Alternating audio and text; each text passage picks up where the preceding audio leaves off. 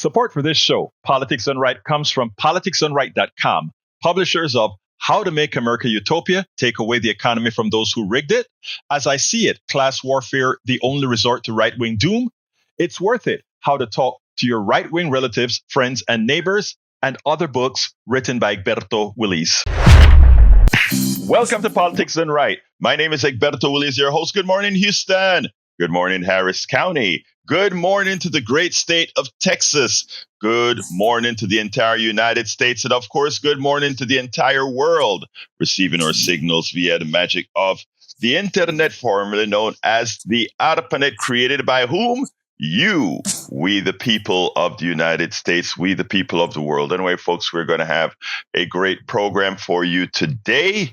Well, before we get started, though, let's throw it to the studio where there's a whole lot of machinations going on to make sure that somehow, some way, we will make it over the magic of the airwaves. But folks, we are all over internet, Instagram, everywhere. So we are there with you. Good morning, Jacques Van Bever. How are you doing today, sir? Good morning, Egberto. Yeah, we're having troubles today. The transmitter is not responding. So we're just doing this anyway, and hopefully it'll come back while we're in the program. I don't have anything prepared, but I can do Oligarch's Pledge. I love the Oligarch's Pledge. That's a great start for some of the stuff we're going to talk about. All right. Okay. I pledge allegiance to the corporations of the United Empire of America and to the economy for which it enslaves all peoples, demonizes and devalues them, passes the profit to the elite 1%, with punishment and tyranny for the poor. Slackers. Slackers, I tell you, slackers. You know, a lot of times the corporations would like you to believe that the slackers are the American people. But I tell you, I want anybody right now to go to any bus station right now in any city in America right now. What you're going to find is you're going to find some of the hardest working people on the planet. Americans are hard workers. Americans produce a lot, more so than any other country in the world. But yet, they constantly want more, and more. And you know what's the worst part about it, Jack? Too often, we, the American people, are complicit in our own demise, complicit in our own maltreatments, complicit in all these things. So we got to wake up as a people and really start, and I've written about this so many times, we have to start asserting our worth. Asserting our worth. So what am I going to say?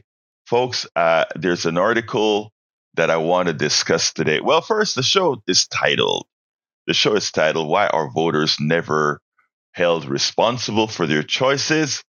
Congressman Exposes Musk. And immigrants, we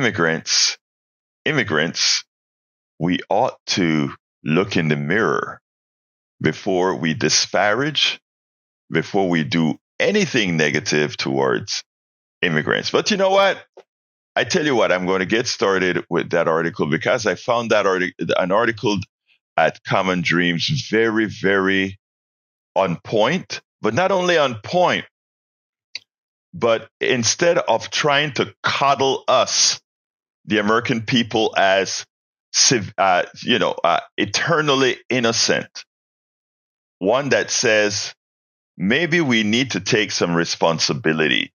Maybe we need to take responsibility for the choices that we make, and maybe if we knew we will be responsible for the outcomes of the choices we make, we will take them more seriously, and not only take them more seriously, take them more responsibly. Because sometimes a gut feeling, sometimes something that you want to do at that instant is the wrong thing. If we look at this maximally, we could say, there's sometimes somebody hurts you, and your first thought is to hurt them. But rationality takes over, and you understand that, well, you really can't do that. That would be harmful to you. That will be harmful to your freedom, etc. And you pause and you stop. A gut reaction, the immediate thing that you want to do, isn't always the best thing that you want to do. So anyhow, I came across this article last night as I was preparing the show, and this article is titled "The Last Taboo: Why Are Voters Never Held Responsible for Their Choices? Time to End the Media Silence Over the American People's Headlong Dive into Authoritarianism." In other words, there will be no one else to blame but those who elect those who are attempting to move us into authoritarianism. Because again, there are a lot of sensible people constantly pointing out item after item what we're seeing come to pass right now. A failed foreign policy, a failed economic policy, and a disrespect that the world holds us in, even as they have to play ball, because after all, we have the nuclear bomb. After all, we have the strongest army. After all, we have the strongest military. And there's only one country in the world that we know will have the guts, will have the gumption to use the atomic bomb on other human beings. We don't know that of any other country, even as we preach otherwise, even as we call other countries, or we are concerned that other countries would do this. The only country that we know has ever used the nuclear bomb is the United States of America. Alisaran Dreams, welcome to Politics Done Right, as well as Joanne from LA. Alisaran Dreams from I know where it is. Just in my mind, it's early. Eric Hayes from Atascocita, Kingwood. Alisaran Dreams from Summerwood. You see, I got it before you put it in there. Anyway, folks, the transmitter over the airwaves. We're currently having some problems with the transmitter. However, all the internet domains are up, meaning Instagram is up, Substack is up, TikTok is up, Telegraph is up. So we're streaming all over, so you can still get the show live at all those different locations, including Facebook Live, including YouTube Live. So we're still transmitting just fine, except for over the air. All right. But over the air is coming on because Howard Reynolds is doing everything possible to make sure that it comes up. Alisaran, are you saying that you're getting no sound from us? I think I'm seeing that we are in fact transmitting sound. So please make sure to check your settings, because I think on YouTube and everywhere else I'm seeing sound right now. So I can see all the signals going. If anybody's not hearing sound, let us know for a fact. Let me see. All right, let me continue. The Last Taboo: Why Are Voters Never Held Responsible for Their Choices? And it starts this way. In his book, The Present Age, the late sociologist Robert Nisbet applied a pithy descriptor to a phenomenon we have seen all too often in public life: the no-fault theory of political action, particularly in foreign affairs. President, secretaries, and generals and admirals in America seemingly subscribe to the doctrine that no fault ever attaches to policy and operations, he wrote. The no-fault conviction prevents them from taking seriously such notorious foul-ups as Desert One, Grenada, Lebanon, and now the Persian Gulf. Nisbet did not live to see a spectacular example of his theory. George W. Bush, having failed to prevent the 9/11 disaster his own intelligence agencies foresaw, proceeding to initiate a years-long disaster in Iraq, a catastrophe of his own making. Yet what were the consequences? The American people rewarded him with a second term in the face of abundant evidence of his incompetence and bad faith. It would appear that Nisbet's thesis needs revision. What he said was blatantly obvious. Of course, politicians really blame themselves for their own egregious policy failures, for it characterizes the typical behavior of ambitious, self-confident, and often corner-cutting people. What is more significant and troubling is the reaction of the people who elect them.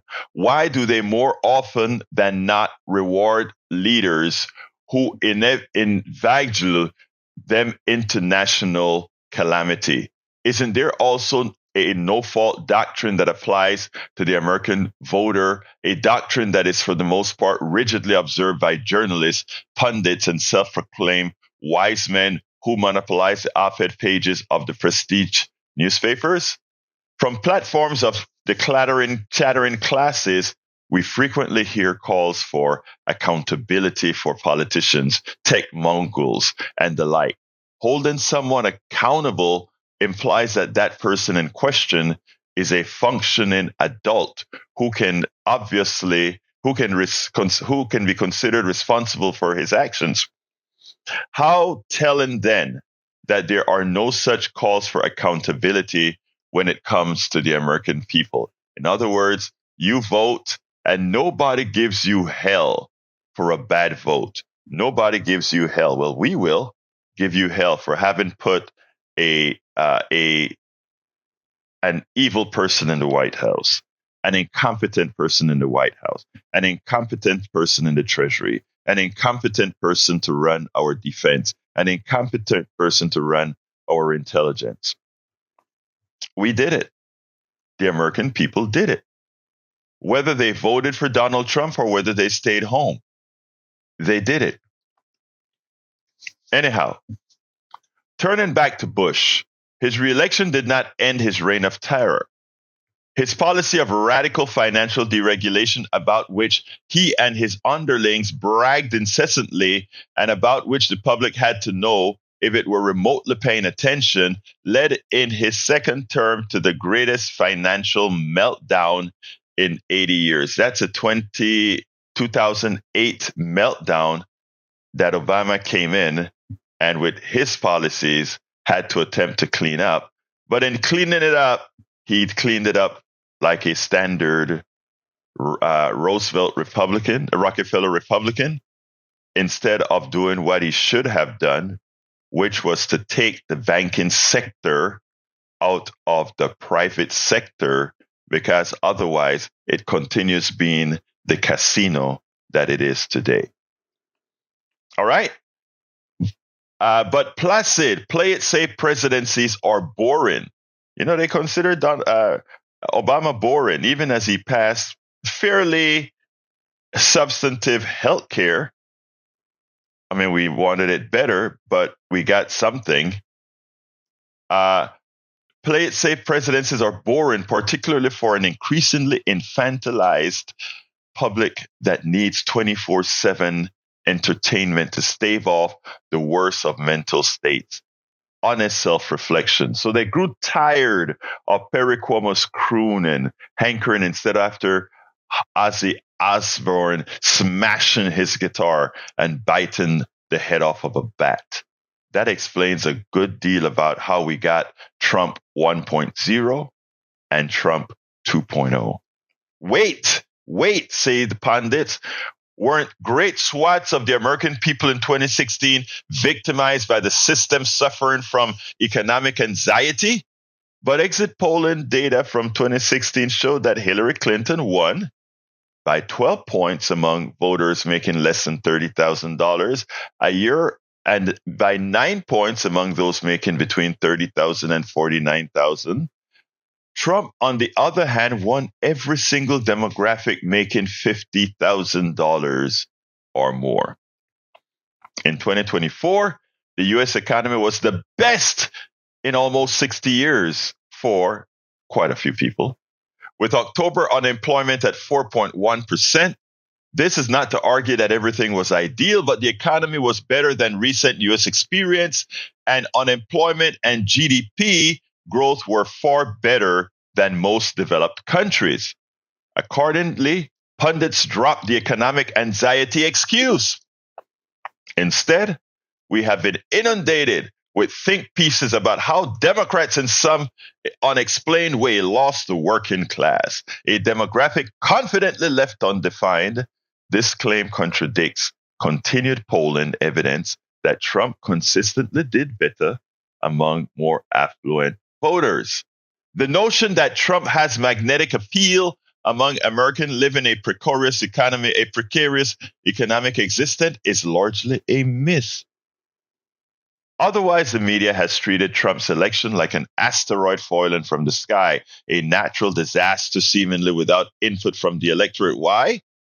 It may be that the press still refused to violate the last moral taboo in American public life, the essential innocence and virtue of this country's citizens. Well, look, it is time for us to stop that, and I'll leave the article from there on because you get the point. The point is as follows. We get a chance to get forgiven for our gut moves. The two gut moves in electing Donald Trump. What does it say to the rest of the world? That we're not serious. That the American people proper in the aggregate aren't serious. And we have to sit back. Earlier I said, a lot of times we have to sit back and analyze before we make the next move, right? If somebody slaps you and your immediate reaction is to grab a gun and shoot them, that gut reaction of self-defense without perceiving the entirety of the situation has a material and a permanent effect on your life going forward. And you know what? We hold that person who does that responsible. In other words, if I slap someone and somebody pops a cap and kills me, that person, they're not going to say, well, it was self-defense. They will see in an honest jury, they will see if that person reacted proportionally or did they commit a crime. And the jury would likely find that that person who blows somebody's head off with a gun because they bounced them or touched them or slightly pushed them, that wasn't self-defense. That was voluntary manslaughter. So then why should we hold the American peoples responsible for all the results that's going to occur from having elected Donald Trump, even as we have spoken about these outcomes based on his utterances? You still always see the media talks about what the American people feel without telling the American people oftentimes, well, America, you may feel that way, but here's some truth. It is silly for you to believe that the economy is in dire straits when it is not. Well, the American people feel. Who cares what the American people feel? Why would a person that is supposed to be objective allowing the American people's feelings to overshoot a truth that you refuse to say because of the innocence of the Americans' ability to feel?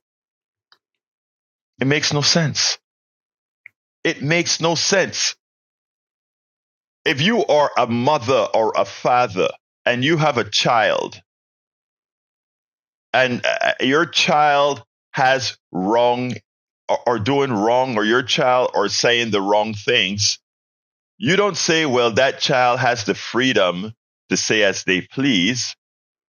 As a knowing adult, you correct the child with love, but you correct the child. The media that has the time and the responsibility to know, to study, to understand, when Americans are starting to have silly thoughts or wrong thoughts, it is your responsibility, the media, to educate, not to appease and just report, well, the American people believe that the economy is doing badly. That should never be an utterance out of your mouth in the absence of saying the Americans have the false belief that the economy is not doing well, but it is our job to let them know what the reality is. And even if they, as an individual, may be having hard times, the entire aggregate of the economy is working. It is also the press's responsibility to say that one of the reasons there are many people feeling a pain is because the wealthy people in this country, because of policies passed by people they elected, are ripping them off. It's the responsibility of the media to do that as well. That's what we try to do with love at Politics Done Right. We try to make, not coddle. I remember having been a member of several organizations, and one in particular that discussed transpartisanship.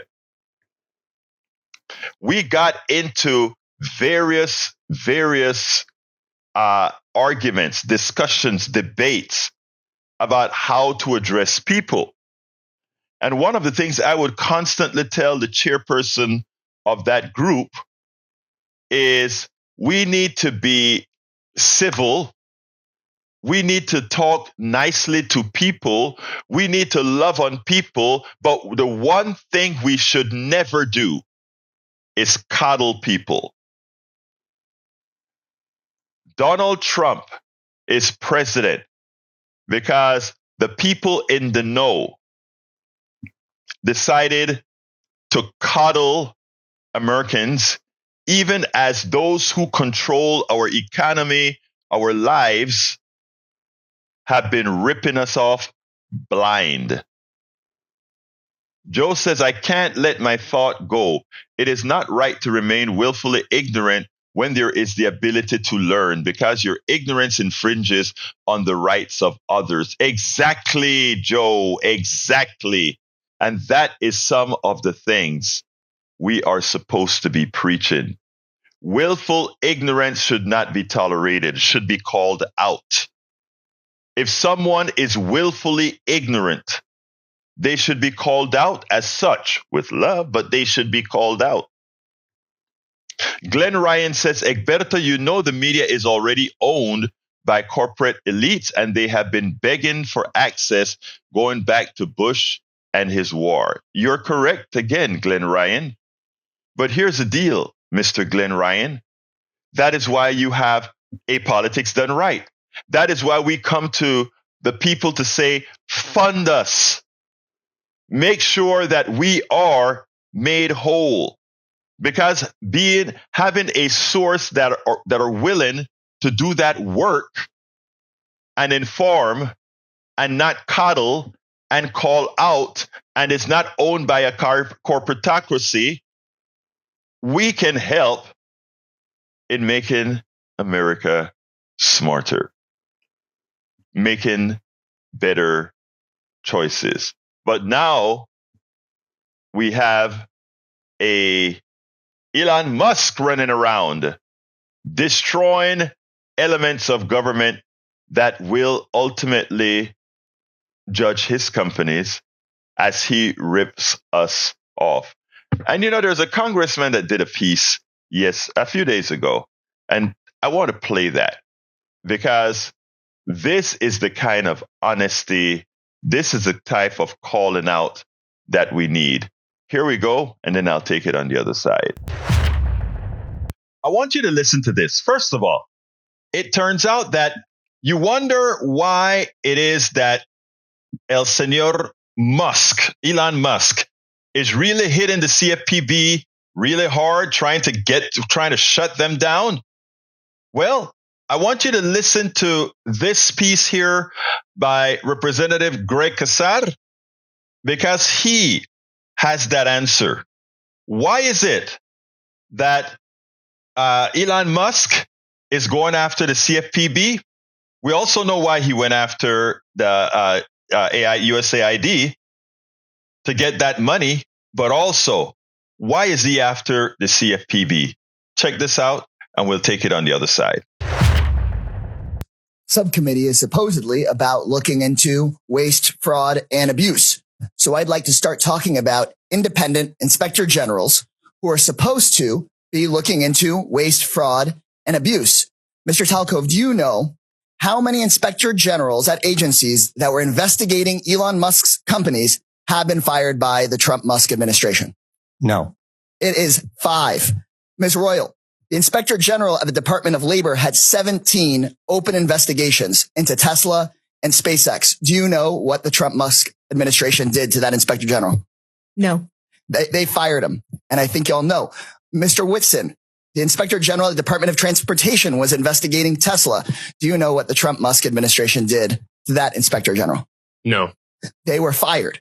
The Department of Defense's inspector general was looking into SpaceX. Mr. Hedler, do you know what the Trump-Musk administration did to that inspector general? I believe he was fired. Thank you. I think everybody on the panel knows what the answer to these questions were. The U.S. Department of Agriculture Inspector General was investigating Musk's Neuralink. Mr. Talcove, now I'll ask you again under oath, do you know what Mr. Trump did to that inspector general that was looking into one of Musk's companies? No. He was fired. The inspector general at the EPA was repeatedly taking on Tesla. Mr. Hedler, since it seems that you're answering the questions that everyone knows the answer to, do you know what the Trump-Musk administration did to that inspector general? I believe he was also fired. Also fired. At least 5 inspector generals that were looking into Elon Musk's companies were fired by the Trump-Musk administration. These inspector generals who are independent, protected by law, they are the people that find the waste, fraud, and abuse and found many of the cases of waste, fraud, and abuse that have been brought up today, fired because they were looking into Elon Musk. At the NLRB, the National Labor Relations Board, which is supposed to protect workers from getting their unions busted by folks like Elon Musk, made functionally broken by the so-called Department of Government Efficiency that really is the Department of Government Efficiency for Elon Musk, not for you. They are trying to shut down the Department of Education, the Department of Labor. You know what Elon Musk doesn't seem to be looking into? His own contracts. Again, I'll ask you, Mr. Talcove, do you know how much money a day Mr. Musk will receive from the federal government for his contracts? No. The answer is $8 million a day. Just last year, Elon Musk was promised $3 billion from close to 100 contracts with the federal government. Ms. Royal, do you know how much the average person in this country who survives on Social Security, one of our seniors who's worked their entire life, about how much they have to survive on a day? I do not. $65 a day. We're not looking into Elon Musk's $8 million a day. This subcommittee, chaired by Marjorie Taylor Greene and the House Republicans, is looking into your grandmother's $65 a day. Let me be clear. I think we would all support taxpayer savings, look into money we might needlessly send to billionaires and big corporations, find taxpayer savings and send it back to your hardworking family. But instead, what House Republicans and the Trump-Musk administration want to do is they want to look into your kids' lunch money, your kids' teacher's salary, into your grandparents' Social Security. They want to take that money and give it out in billionaire tax cuts. And they're talking about that in committee tomorrow, in budget committee tomorrow. They just released their plan. So let me be clear. When Republicans talk about government efficiency in this Congress, they're not looking into billionaires who don't pay their taxes. They're not looking into billionaires who get rich off of government contracts. They're not looking into Elon Musk firing watchdogs who are supposed to keep him accountable. They're looking at cutting your public schools. They're going straight for your Social Security. They're coming straight for cancer research. They're coming straight for the Department of Education. They're not looking at big tech. They're not looking at big pharma because those people fund their campaigns. If this committee were serious about rooting out waste from our federal government, then today's whole hearing would be about how Musk and Donald Trump are firing the independent watchdogs who've done this work for decades. Instead, my Republican colleagues' actual goal on this committee is to distract from Trump and from Musk's corrupt war on accountability. This will not be a subcommittee dedicated to making government efficient for everyday people.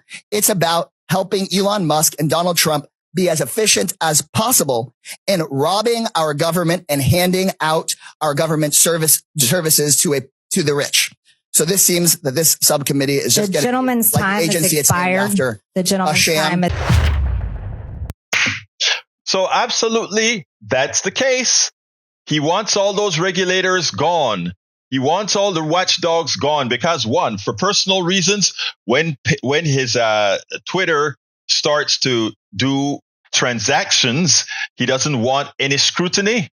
But then again, he also wants nobody scrutinizing the amount of money that the government is given to all his different companies. The guy is a welfare king because his entire operation is based on so much of the income coming from the federal government, your tax dollars. This guy ain't no genius. This guy doesn't even know how to do these calculations about rockets that we're giving him credit for. It's his salaried employees who are doing all these projects.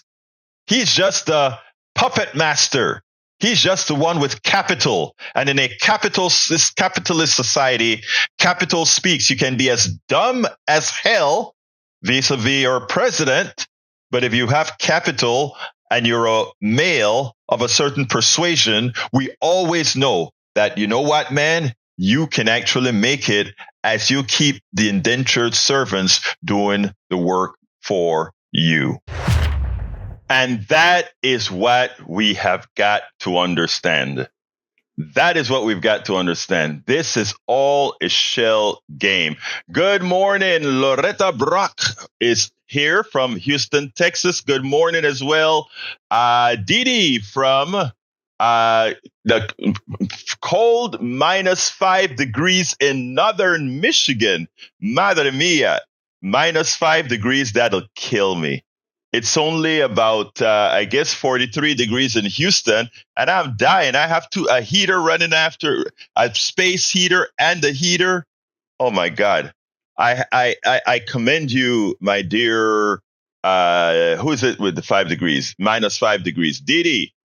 And by the way, folks, -5 degrees Fahrenheit is many, many degrees below 0 centigrade. Wow. Anyhow, welcome aboard, guys. Anyway, folks, so that is what I want to talk about. I am sorry that our network isn't fully functional where the calls can come in, although I am not sure. Let me see if Brother Jack can, because I can actually. Jack, are we able to take calls on the line or not? I don't know, for those people that are listening on the internet. No. It will go to the transmitter when the transmitter's not working. I see. Because all right, okay, that is fine. That is fine. Anyway, folks, we can now also, let me think for a second if I should do this or not. I don't think that violates anything. I'm pretty sure it doesn't violate anything. All right, folks. We have an alternate number that we can use just for today, this morning, which is 281-823-7747. Just for this morning. We normally go back to the number, but since we're having technical difficulties right now, you can call 281-823-7747, and I'd be able to handle those as well. Repeating una vez más, 281-823-7747. 281-823-7747. All right. Let me see here. I want to continue talking about our personal responsibility. There are many of us that are listening right now that are on Social Security. There are many of us listening right now that are on Medicaid. There are many listening now that are on SNAP, formerly known as food stamps. And many of us here are veterans. Now, we told you before the election categorically, based on the numbers, and we explained how and why. Okay, this is politics done right. Who do I have the honor of speaking with? This is Anthony. Anthony, talk to me. What would you like to add, sir? Well, I was having problems listening to your show, and I finally figured out a way to get it through YouTube. So Hey, we're Egberto? talking about Elon Musk. We can't hear Anthony. Okay, Anthony. Inspector General. Right. I'll make sure that you hear Anthony in a minute. Hold 1 second for me, Anthony. Let me just make sure that I can get your signal over to the beat, because I understand that the studio cannot hear you right now. So bear with me as I try to fix that now. And let me think for a second. All right, go ahead, Anthony. I'm going to figure it out in a minute. Go ahead and ask your question. Okay. Well, I have to agree with you 100%. I listened to that state representative. I try to keep up with everything. I knew that Trump had fired all the inspector generals, and I knew it had to have something to do with, his political friends. And of course, Elon Musk is his most important political friend. But it was very enlightening to watch that state representative. Basically, I don't know who he was grilling in that political meeting that they were having, but it was painfully obvious that everybody that was answering the question, except for the one guy with the sunglasses, just were pretending like they didn't like. I love it how they just pretend like they don't know what's going on. And it's kind of like how you started off earlier about how the media is not doing their job. I can't remember who said it. It was someone back in the 30s basically said, democracies don't fail because people don't do anything. They fail because there's not people that stand up to it. It's the people that just step aside and let it happen. But exactly. Of course, that's not the exact words, but you know what I'm talking about. Anthony. I'm sorry. Go ahead, sir. I'm sorry. Go ahead. No. Go ahead. No, the sentiment that you just said is absolutely correct, and I hope people got exactly what you're saying. Saying that you didn't vote for Trump is not enough. Actually, doing something proactive is what's necessary. Please continue, my brother. So,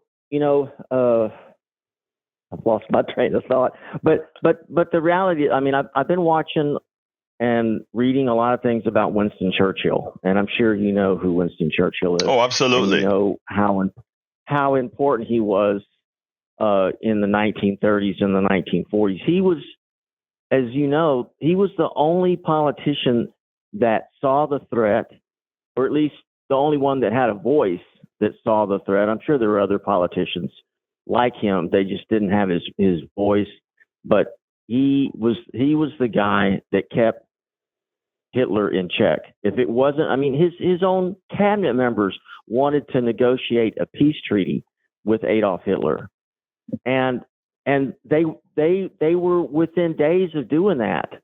They were going to have the German army rolling into London and occupying London just like they did Paris, France, because the French government, who had at the time the largest standing army in the world, literally capitulated after 6 weeks of fighting the Germans. And so we need, what I'm trying to say, I guess, is where is our Winston Churchill? You know, of all these politicians that we have in this country, we have some great politicians, but we need a Winston Churchill right now, because that's the only thing that is going to save us. Somebody with a voice, somebody that can speak the truth to power, somebody that can convince these people that have somehow decided to step away from the political process and just throw their hands up and say, well, you know, I'm just one guy. What can I do? You know, he didn't do that. He stood up to Adolf Hitler, and he literally changed the world for Western Europe, and probably our world too, because who knows what would have happened if Adolf Hitler, you know, because England, as you know, was the last country that Adolf Hitler had not invaded. And once he got England, and who had the greatest navy in the world at the time, it'd have been all over with for Western Europe. So what is so important, Anthony, is that you're right about that. And I think the article, I don't know if you were here at the beginning of the show, but the article at the beginning of the show stated it best, right? Where it actually said, we have to stop just saying we can't argue with or can't debate with the population that's doing the wrong thing, or the population is not always innocent. We have to have leadership to lead that population. Politicians are going to be politicians. Many of them are empty vessels that are just looking to see what fills them up. The others are there. People are there to further assist. So, I mean, I think you nailed it, my brother. Thank you for calling in, sir. Okay, thank you for everything you do, and you have a good weekend. You too, sir. All right, folks, that was Anthony with some very present words. Joe said, whoa, I didn't know that about Hitler and Churchill. Yeah, you have to remember Chamberlain at first tried to appease Hitler.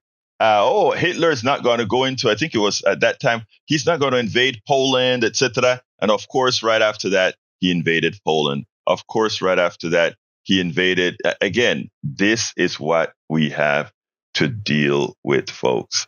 This is what we have to deal with. Anyhow, let me go ahead and continue here with with continuation. Again, folks, if you want to give us a try at calling in, our other phone line isn't working, but the 281-823-7747 is, again, that is 281-823-7747. Look, Howard and Jack are working profusely to get that the transmitter going, but luckily we have so many different avenues in which we reach you, and we have many of you live right now. So thank you so kindly for being here. And Anthony, thanks kindly for, after not being able to pick it up on air, to search around YouTube till you got the live program on YouTube. Make sure and bookmark that and share that as well.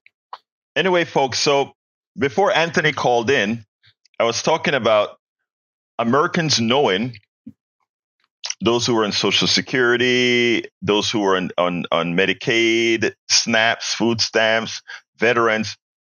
We all explained that if Donald Trump is to give a humongous tax cuts, because all those programs are paid for by taxes, right? Social Security is paid for by your portion and the employer's portion of the FICA tax. Your Medicare is paid for by that 3% tax on your wages. But your Medicaid comes out of funds coming from the General Treasury as well as the state funds that they pick up in taxes, however they do it. So we knew right up front that the first hit, and that goes for SNAPs, that also goes for Veteran Affairs. We all knew that if you are to cut taxes for wealthy folks in the order of $2 trillion, that the only way you can get that massive amount of money needed would be from programs that have massive budgets. And programs with massive budgets are the military, Medicaid, and Veterans Affairs. Massive budgets. So therefore, it's a zero-sum gain. If you are to give big tax cuts, the monies have to come from those big programs. And the Republicans have written their budgets, and they're going through some markups right now. And that's exactly what's going to suffer first. Veterans, as you see, they're laying off a lot of veteran employees right now, even as they really need more, but they're laying some off. Medicaid, they're trying to figure out how to give states less money so that they can give Elon Musk and a few billionaires a lot more money. And Veterans Affairs, if you're a veteran, you served your country. You served your country. And what your country is trying to do now under the auspices of Donald Trump and Elon Musk, the billionaire, is to figure out how they can give you less.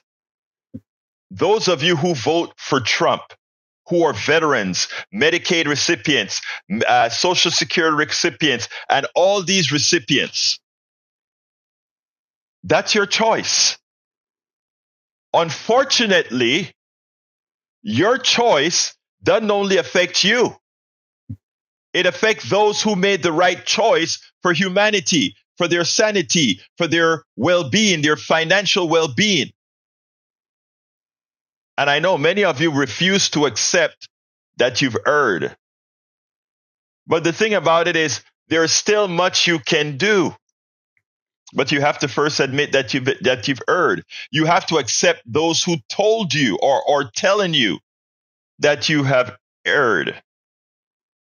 And those in the media and elsewhere must also tell you and not try to coddle you to tell you that you made the right choice or you made the choice. You had the free will. You have the free will to screw yourself.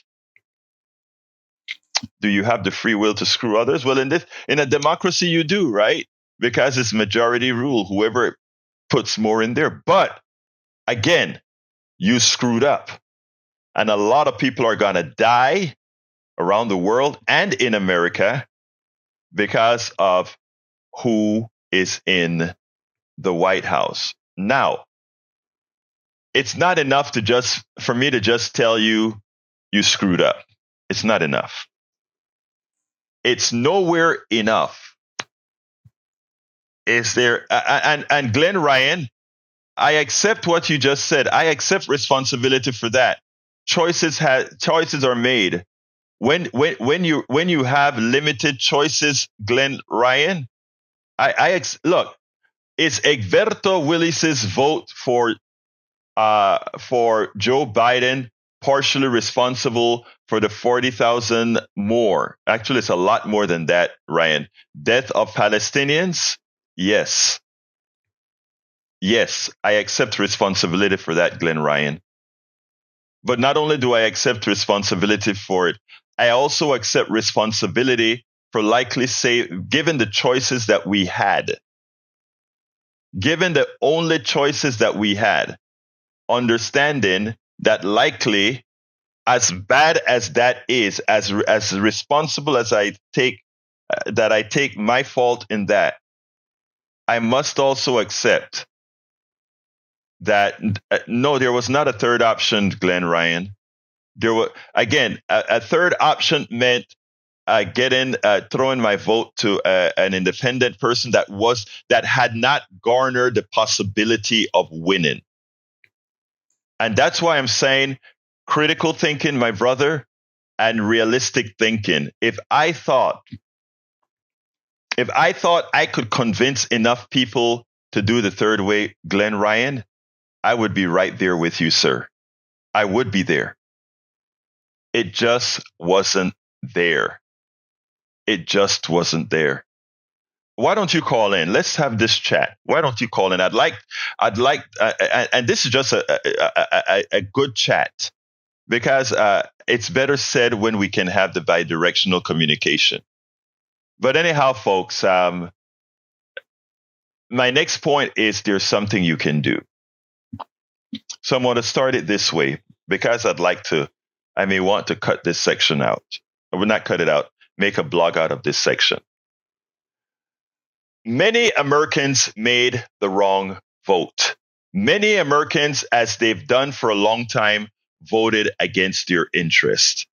They did so even as many of us explained that those people on Social Security, Medicaid, those that are veterans, those that are on food stamps, those that require any kind of services from the government, whether cash, whether food, or whether policies that ensure they can see a doctor even as they pay for it themselves, that those are the people that would be most affected by the election of Donald Trump. And that the only folks that would really, really benefit from Donald Trump's elections are the wealthy people that would get that tax cuts that came out of your pocket. We explained that. But many a times, because of personal prejudices, people just don't believe it, they don't see it, or they remain willfully ignorant. The media in this country has a policy that they never go out there and tell the American population that vote would be a bad vote. You harm yourself with that vote. And having the media talk about these issues as 50 half dozen of one, six on the other, harms the country royally. But that's now water under the bridge.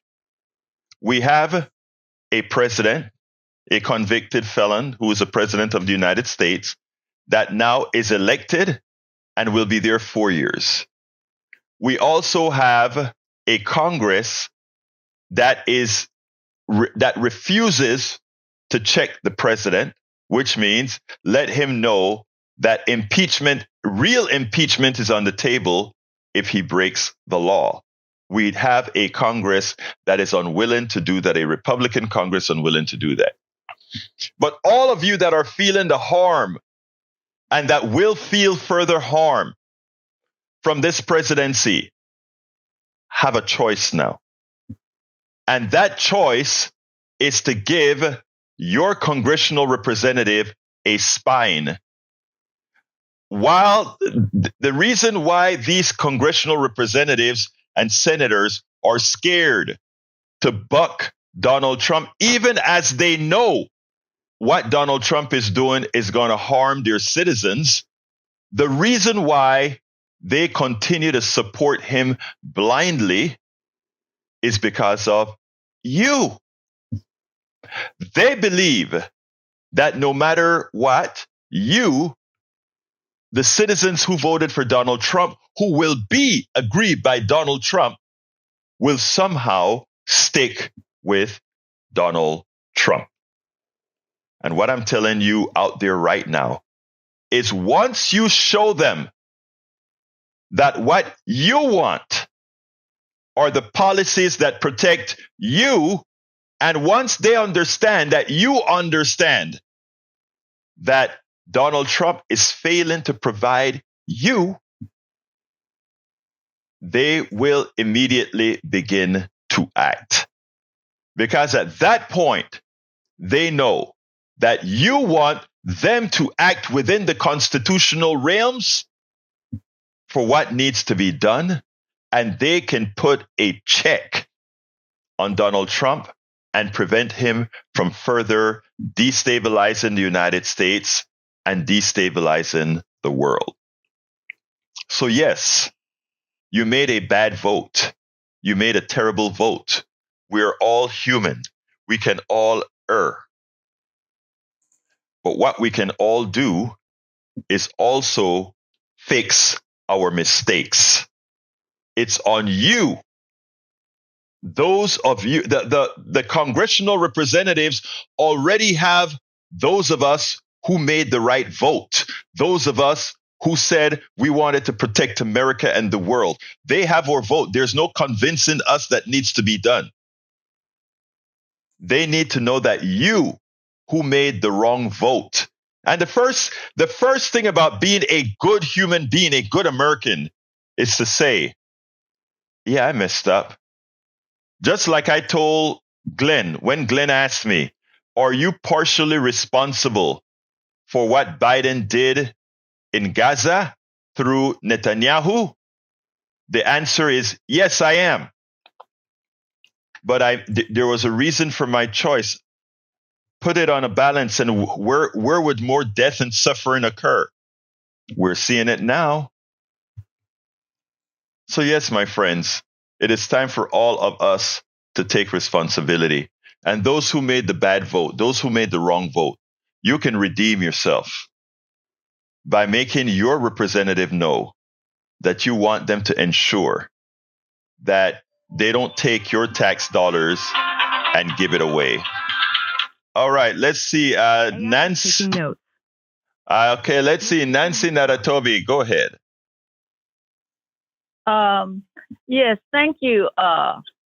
You put into very good words what needs to be done. And what I would add is, if you're not used to complaining to your elected legislators, your senators, your House of Reps, president, well, this is the time to start doing it. And if you're afraid to do that, at least do an anonymous snail mail letter and tell them why you don't trust the government to protect your life by saying something that is negative to Trump's agenda or to the Project 2025. At least do that. And you'll feel really good after you do it. I promise you. Don't wait until your Medicare, your Social Security is taken. Don't wait until it affects you personally, because it's going to affect everybody. That's all. Thank you. Thank you so kindly for your call, Nancy. Anyway, so Nancy hit it on Nancy is absolutely right. Don't wait. Don't wait till we already told you this before you voted, but you voted for Trump anyway, and that's okay. I still love you, and I mean that from the depths of my heart, but now we need you to do the right thing. We need you to do the right thing. Wow, time caught up on me. Anyway, Jack, anything that you need to say real quickly? No, just we'll get the transmitter working as soon as possible. All right. Okay. Anyway, folks, thank you so kindly for those of you who were able to hear the program. Love you all. Please remember that the rest of the show is at politicsandright.com/newsletter, politicsandright.com/newsletter. My name is Egberto Willies. This is Politics and Right, and you guys know how I end this baby. I am what? Out! Support for this show, Politics and Right, comes from politicsandright.com, publishers of How to Make America Utopia, Take Away the Economy from Those Who Rigged It, As I See It, Class Warfare, The Only Resort to Right-Wing Doom, It's Worth It, How to Talk to Your Right-Wing Relatives, Friends, and Neighbors, and other books written by Egberto Willies.